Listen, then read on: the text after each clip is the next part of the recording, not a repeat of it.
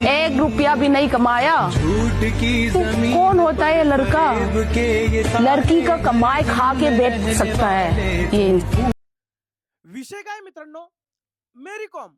मेरी com आपल्या सगळ्यांना माहित असेल की मेरी कॉम ही कोण आहे. ही एक बॉक्सर आहे आणि समोरच्या स्पर्धकांना ती त्यांच्या बॉक्सिंगनी आउट करते, स्पर्धा करते आणि ती आपल्या भारताला रिप्रेझेंट करते त्या खेळामध्ये आणि ती मणिपूरवरून येते.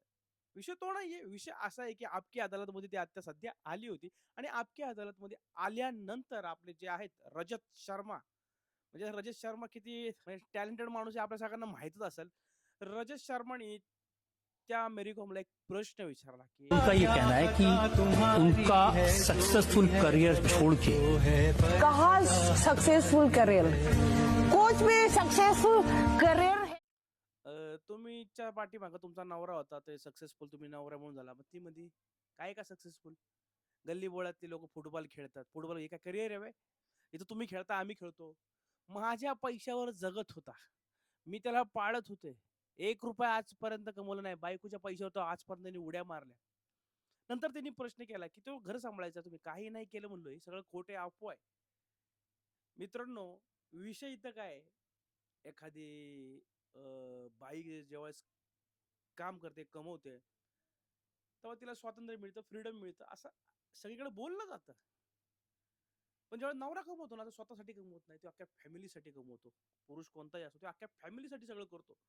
पण तो कधीच म्हणत नाही की माझी बायको माझ्या जीवावर खाते, माझ्या जीवावर जगते. ती काम करत असते, सगळं करत असते, घरातले काम सगळं करत असते.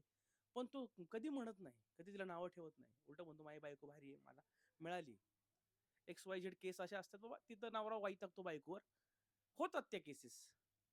पण हिथं उलट झालेलं आहे.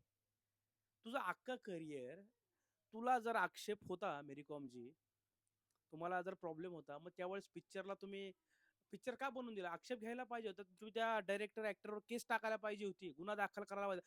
माझ्या पिक्चरवर तुम्ही असं का करू शकताय? माझा सिनेमा तुम्ही असा चुकीचा कशाला दाखवू शकता? काही हेल्प नाही केली, तुम्ही असं उलट सुलट का दाखवलंय? त्यावेळेस तुमचे काही इंटरव्ह्यू सुद्धा आम्ही सोशल मीडियावर पाहिले. तुम्ही सरळ बोलता की माझ्या पाठीमागा माझा नवरा आज तुमचं एका मुलासोबत बाहेर कुठं लफडं झालं, प्रेम झालं, त्यानंतर तुमचे सगळे रूप बाहेर यायला लागली, बदलली.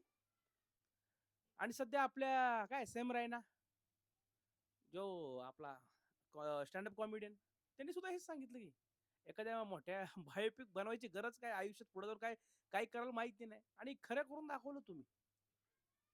हे खरं करून दाखवलं, काही गरज नव्हती का असं बोलण्याची. नवरा बिचारा एकटा पडला, तो आयुष्यात जगल मरल त्याचं त्याला माहित. पण तुम्ही जे केलंय सगळ्या त्या आपकी अदालतमध्ये, आता सगळ्या भारतभर चर्चा झालेली ही, त्यामुळे काय होणार नाहीये. माणसं असतात, पुरुष असतात, या गोष्टी लक्षात ठेवतील, बाकी काय होणार नाही. फक्त जाणीव असली पाहिजे. एखादा मुलगा आपल्यापेक्षा लहान वयाचा मुलगा आपल्याला आवडतो म्हणून आपल्या या गोष्टी जुन्या विसरता, चुकीचं आहे. हे चुकीचंच आहे. व्हिडिओ आवडला असेल तर लाईक करा, शेअर करा, कॉमेंट करा. धन्यवाद.